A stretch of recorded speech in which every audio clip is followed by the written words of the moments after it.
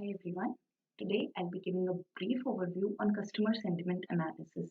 So this is basically a use case of keyword extraction wherein given the customer reviews, I extract the keywords to determine what the final sentiment or what the feeling a customer has for a product, an item, a store, anything. These reviews can be given in form of Amazon reviews or handwritten at retail stores, feedback which customer give when they visit a store, anything. So the basic algorithm can be explained as first you get the customer review, you read them, you parse them, then we extract the keywords from them. The keywords are extracted using a three-step process, which I will explain further. It uses lexical chains, wordnet, and graph centrality. And finally, when we have them extracted, we score them and decide their sentiment. The first step was WordNet. WordNet is an English language corpus which contains words and their relations. It contains relations in the form of synsets, which can be basically synonyms. So synonyms can be like good product, nice product, something like that. Then we have hyponyms and hypernyms, which is basically is a part of and a whole. So if you have a dog and a mammal, a dog is a part of a mammal. The mammal is a hypernym and the dog is a hyponym. This relation and all the other relations that are mentioned there in the word net we use to determine the linkage between the reviews words. Say you, for example, you have a customer review which has n words. We'll get all the possible pairs, so that will make NC2 combinations. Out of those NC2 combinations, each combination is plotted in a graph, and I try to determine whether there is a relation possible or not. So in this graph, there are undirected edges. You can traverse either ways. And I determined my depth to be 7. So I do a DFS of length is less than or equal to 7. So if the two words which I found in the review out of my NC2 combinations, they are there in the graph within a distance of less than or equal to 7 units, there is said to be a relation between them. And if there is a relation between them, they're considered to be a set of relevant keywords. So from all the NC2 combination, I extract my relevant set of keywords. Then after I get the relevant keywords, I use a graph centrality method to get rid of the outliers.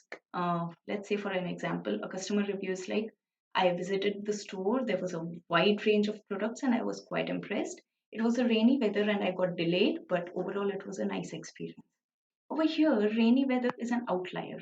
It's irrelevant to the scope of sentiment analysis as well as the entire concept that we're talking about. So this outlier will be dropped off because graph centrality actually helps us to find the central node. And over here, rainy weather will not have any relation between products, items, store. There will be no node, no edge connecting that node to the other nodes.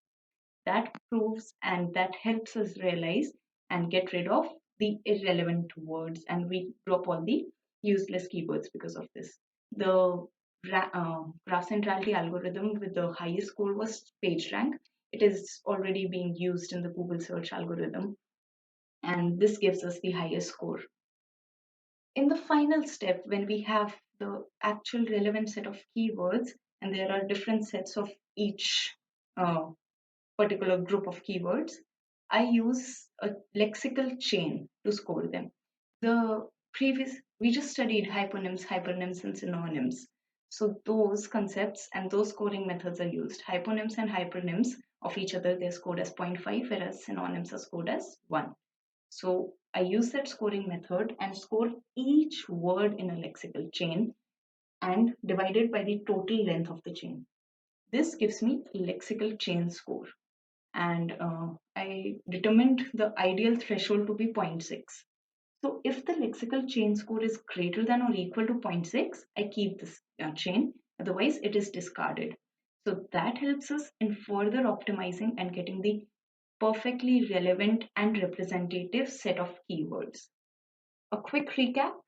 So first of all, we parse the entire set of document, and I use WordNet.